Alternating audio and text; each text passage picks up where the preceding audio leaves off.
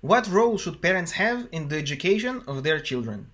Translated into the language of human rights, the question splits into 1. What is the scope of the parental right in education, or how much control parents have over the substance of education? And 2. Is this a negative or a positive right? Which means, who is paying for the education the child receives, the parents or the state?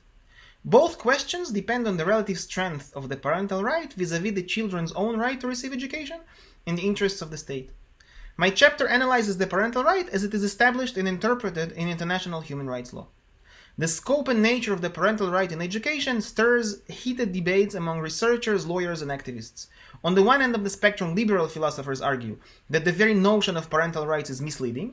Parents do not have a right to determine what their child studies in school, but only a privilege to do so.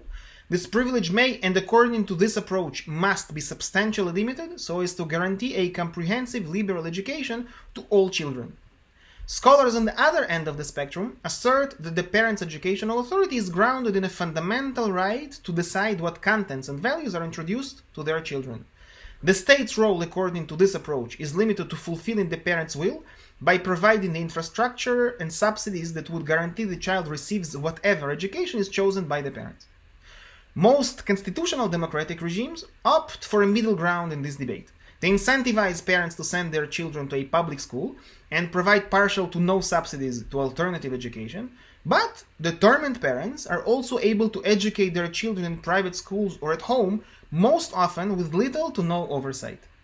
As to international law, it recognizes the parental right along with the child's right to education in a way that de facto accommodates the educational systems of most democracies, both those who interpret it very broadly and those who significantly restrict its scope.